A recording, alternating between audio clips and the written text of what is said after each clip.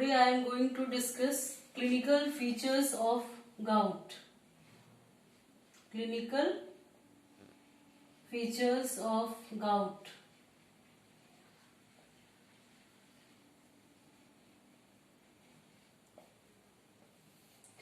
What are the clinical features of gout? So gout is divided into or classified into two. One is acute gout, and other is chronic gout. And before describing clinical features of gout, one thing is necessary to know, that is the normal level of serum uric acid, because gout is the case of or is the condition of hyperuricemia. So we must know about the normal level of serum uric acid, which is approximately 3 to 6 milligram per deciliter. 3 to 6 milligram per deciliter. So now about the clinical features of acute gout. Since this is the acute case, therefore its onset is sudden and it becomes severe suddenly for about 6 to 12 hours. So what is the clinical feature of acute gout? First is the severe pain in most affected joints, severe pain,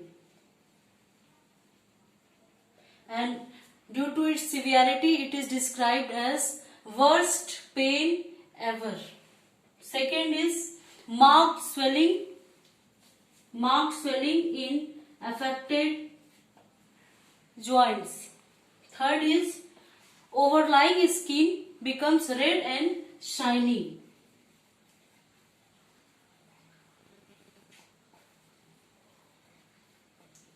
Red and shiny skin. Fourth one is tenderness, and tenderness is very marked. Tenderness is so much that patient cannot wear sock. So these are the 4 features of acute gout. And next is about chronic gout. What is chronic gout? Since gout is chronic, it means its onset is slow and insidious. So about the clinical feature of chronic gout. Why gout becomes chronic? Sometimes its acute attack produces its chronicity, or it can cause chronic gout. So as chronic means longer duration. So here the main pathology lies under MSU crystals deposition. MSU crystal deposition. This MSU crystal deposits around extremities and in extremities, and it gives the appearance of nodules, which is known as tophi.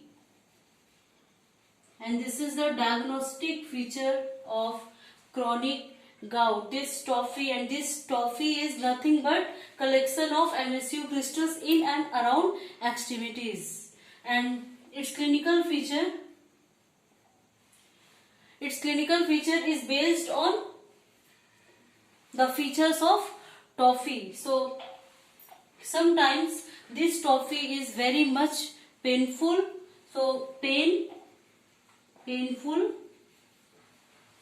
Second is patient complains about discharge of pus from affected joints or from tophi. So discharge of pus sometimes appear, discharge of pus. Third point is its tenderness and its swelling. Swelling and tenderness. These are about clinical features of chronic gout. So there are some differences between acute and chronic gout, which is clear. Next is investigation. Investigation of gout. Investigation of gout.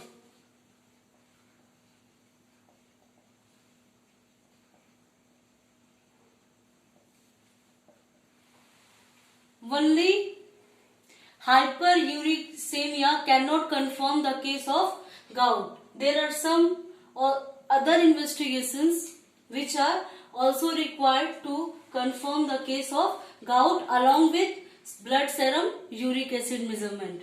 So first is blood serum uric acid measurement.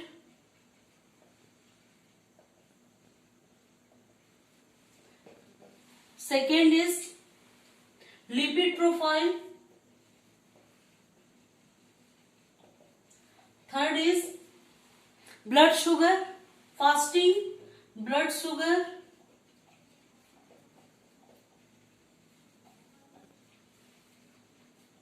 Fourth is X-ray of affected joints. X-ray of affected joints, and some proteins must be investigated like CRP.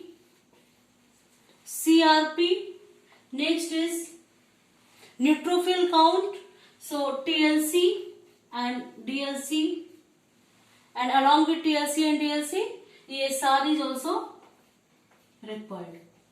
So these are the investigations which can confirm the case of gout.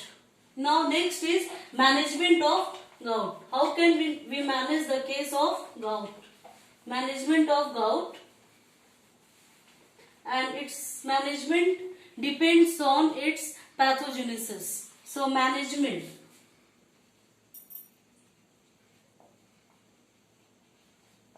As we know that in case of gout there is excessive accumulation of uric acid or MSU crystals. So our aim of management is to reduce the excessive accumulation of MSU crystals and uric acid. So aim is reduction of accumulation of uric acid.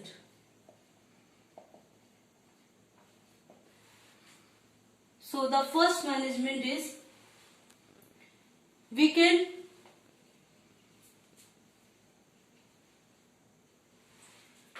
recommend